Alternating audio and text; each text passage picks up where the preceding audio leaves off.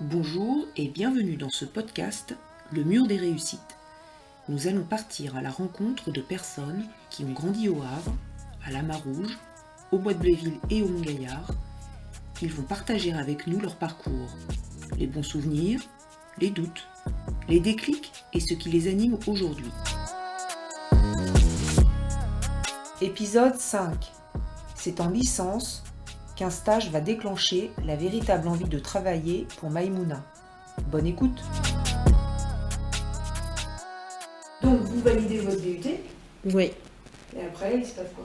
Et puis il y a une professeure de mon stage de deuxième année en fait. Elle me dit non mais moi c'est pas, je vous conseille de continuer. Comme ça pour vraiment confirmer que vous avez bien appris, vraiment que vous avez compris ce que vous faisiez. Parce qu'elle elle me disait que voilà, il y a des choses qui n'étaient pas acquises. Donc, au début j'étais un peu déçue, je me dis bah non, j'ai un bac plus 2, c'est bon, je peux travailler quoi. Et après en prenant recul, je me dis bah ouais, pourquoi pas faire une année encore. Donc je postule je postule en licence. Donc en fait c'est une licence, la licence professionnelle en gros on a cours pendant 4 mois et après pendant 4 mois on a un stage. C'était vraiment une bonne boucle pour finir mes études. J'ai bien aimé, c'était une très bonne année. Et du coup là votre stage vous le faites où? Je le fais chez Bolloré Logistique. Donc c'est zone industrielle. Donc j'ai pas le permis. Donc faut que je prenne le car. Je me dis mais est-ce que je vais y arriver tout ça?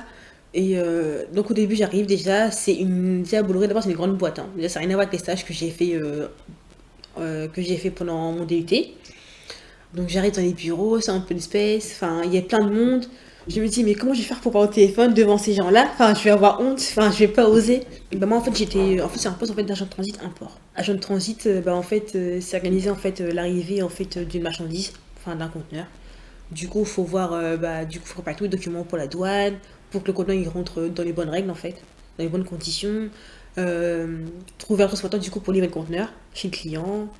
Il y a cet aspect-là du coup qui était plus compliqué parce qu'il fallait appeler du coup, et puis moi j'avais honte au début, j'avais honte d'appeler pour se présenter parce qu'on est stagiaire, les gens ne connaissent pas.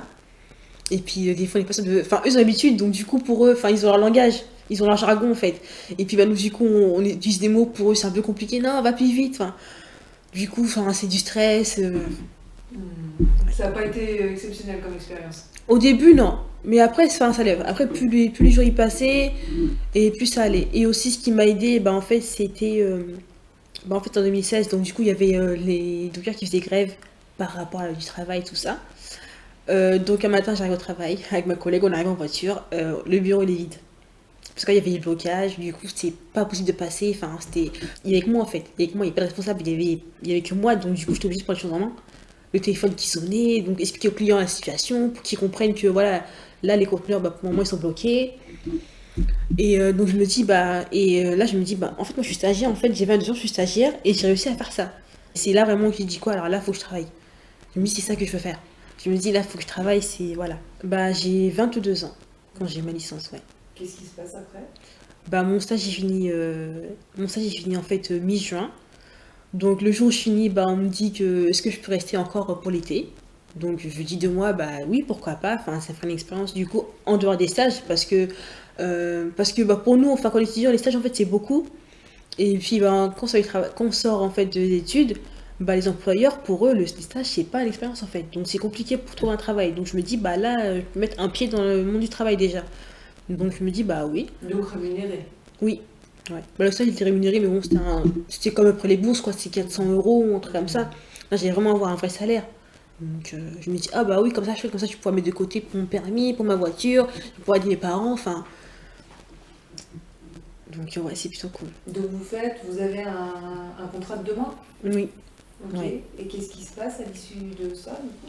À l'issue de ça, en fait, Bolloré il me dit, pour le moment, on ne te rappelle pas, parce qu'on n'a pas de place. Mais après, voilà, peut-être qu'on va te rappeler dans quelques mois. Donc j'étais un peu déçue. Donc je me suis dit, vas-y, je vais galérer pendant quelques mois. Donc je lâche rien. Donc je cherche du.